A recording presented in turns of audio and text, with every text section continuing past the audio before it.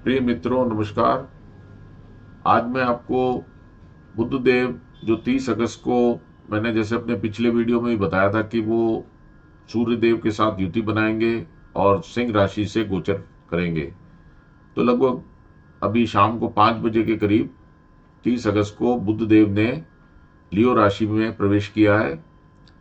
वहां पे सूर्य और केतु की पहले से युति थी और उस टाइम की जो लगन है वो मकर राशि की लगन बनती है, जिसके कि 7वें घर के अंदर सामने चंद्रमा की जो कर्क राशि है वहां पे शुक्रदेव विराजमान है। और जैसे कि आप देख रहे हैं कि यहाँ पे शनिदेव का गोचर जो कि वक्रीय है अभी, वो बृहस्पति की राशि जो मीन राशि है वहां से हो रहा है।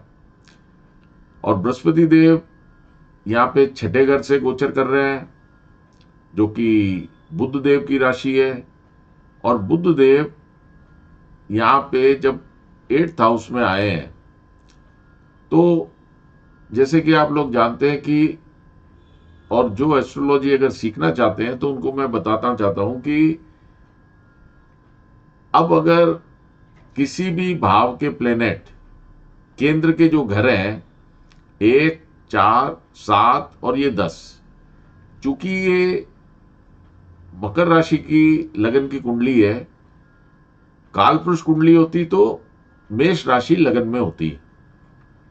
तो ये जो सेंटर में आपको नंबर दिख रहे हैं ये तो है राशियों के नंबर। ये फर्स्ट हाउस है, ये 4th हाउस, ये 7th हाउस और ये 10th हाउस, ये केंद्र के स्थान कहलाते हैं। और ये प्रथम स्थान, ये 5वां स्थान, ये 9वां स्थान, ये त्रिकोण के स्थान कहलाते हैं जो कि शुभ होते हैं।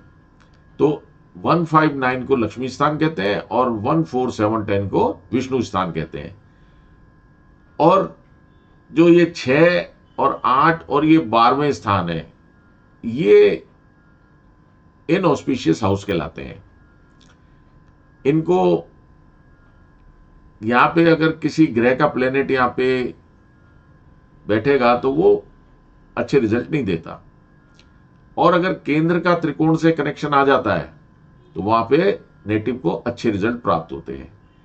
अब यहां आप देखेंगे तो सूर्य और मरकरी का जो कनेक्शन है, जो कंजक्शन हो रहा है, वो सूर्य बुधादित्य योग बना रहा है।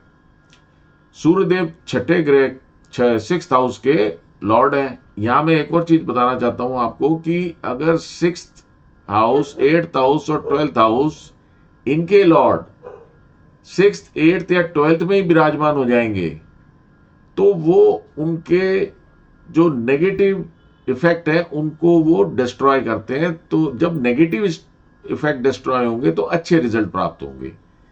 तो यहां अगर आप देखेंगे तो जो बुध देव की राशि, एक तो कन्या राशि है जो कि 9वें भाव में है जहां पे मंगल गोचर कर रहे हैं, और उनकी जो उससे पहले वाली राशि मिथुन राशि है जो कि छठे स्थान में, छठे भाव में है, जो कि इनऑस्पिशियस हाउस है, रोग रिपुरेंट कहलाता है।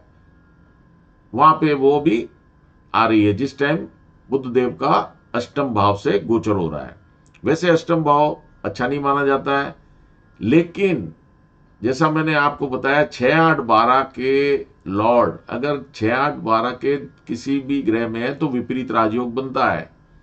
तो यहां पे अगर आप देखेंगे तो 6th हाउस का लॉर्ड मिथुन राशि का वो 8th हाउस में आ गया, तो ये एक विपरीत राजयोग बन रहा है। और बुध देव खुद भी 9th हाउस के, जहां पे कन्या राशि है, वहां के लॉर्ड है। तो एक ये शुभ स्थान है, ट्राइन का स्थान है।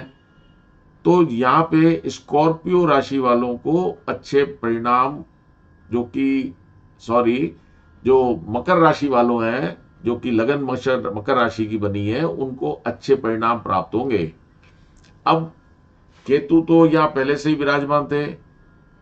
सूर्य और बुध देव की युति एक अच्छी युति मानती है जिसको सूर्य बुधादित्य योग कहते हैं। इसमें अच्छे फल प्राप्त होते हैं।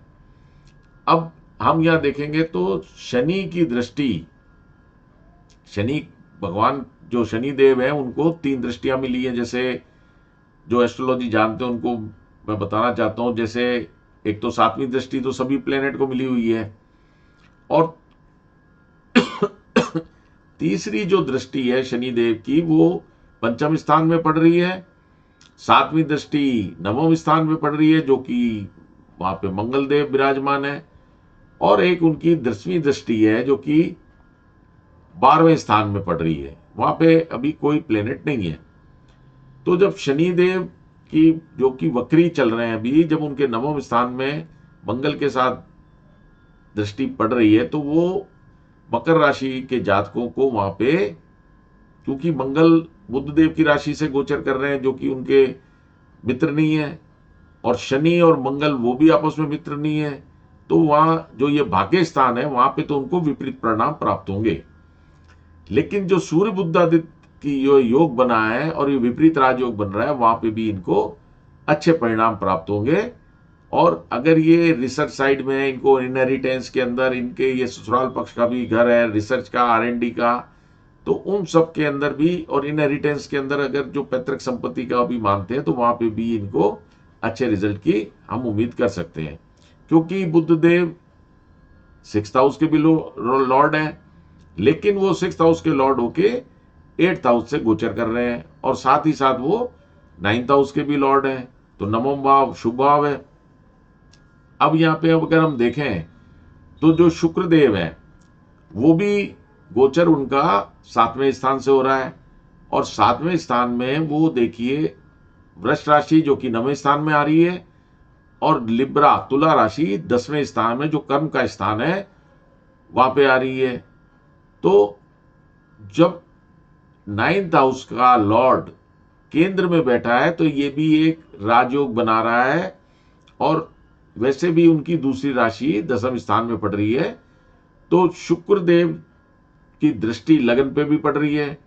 तो यहाँ पे जो बिजनेस कर रहे हैं उनको पार्टनरशिप में अच्छे परिणाम मिलेंगे, और जिनका कोई प्रेम प्रसंग का भी कोई चल रहा है वहां पे भी उनको अच्छे परिणाम प्राप्त होंगे, क्योंकि शुक्र देव जो है वो लगन को डायरेक्ट देख रहे हैं, और उनका 7वें हाउस से भी गोचर हो रहा है जहां पे कि वो अपोजिट पार्टनर का भी बताते हैं। अब बृहस्पति देव को देखें तो वो 6th हाउस से गोचर कर रहे हैं जो कि 12th के भी लॉर्ड हैं, और 12th हाउस के साथ ही साथ वो 3rd हाउस के लॉर्ड हैं। तो पहले एक और विपरीत राजयोग बन रहा है, 12th का लॉर्ड 6 के अंदर गोचर कर रहा है। तो जब मैंने आपको बताया 6th हाउस, 8th हाउस और 12th हाउस के लॉर्ड अगर 6, 8, 12 में ही किसी में होते हैं तो वहां उसकी जो इनऑस्पिशियस जो बैड इफेक्ट है उनको काटेंगे, तो काटेंगे तो अच्छे परिणाम प्राप्त होंगे। अब जुपिटर जो 12वें के लॉर्ड हैं जो कि खर्चे का स्थान है, हॉस्पिटलाइजेशन का स्थान है, जो एक व्यय स्थान है, तो उनका स्वामी छठे घर में आएंगे तो वहां पे वो उनकी आय में, क्योंकि 6th हाउस से हम आय भी देखते हैं, तो वहां उनकी आय में भी वृद्धि करेंगे वो। तो जुपिटर के भी उनको अच्छे परिणाम होंगे। दुश्मनों का भी स्थान है तो वहां दुश्मनों की भी हानि होगी, शत्रु जो अगर उनके आ रहे हैं तो उनसे भी उनको छुटकारा मिलेगा। ये कर्जे का भी घर है, अगर कोई लोन के लिए एप्लीकेशन लगाई है तो उनको लोन भी मिल जाएगा। अब राहु और केतु को हम देखें तो वो 2nd हाउस से गोचर हो रहे हैं, और केतु का गोचर 8वें स्थान से हो रहा है। तो ये इनऑस्पिशियस प्लेनेट है, मेलेफिक प्लेनेट कहलाते हैं। तो 2nd हाउस से जब राहु का गोचर हो रहा है तो वो कुटुंब भाव है, वेल्थ का भाव है।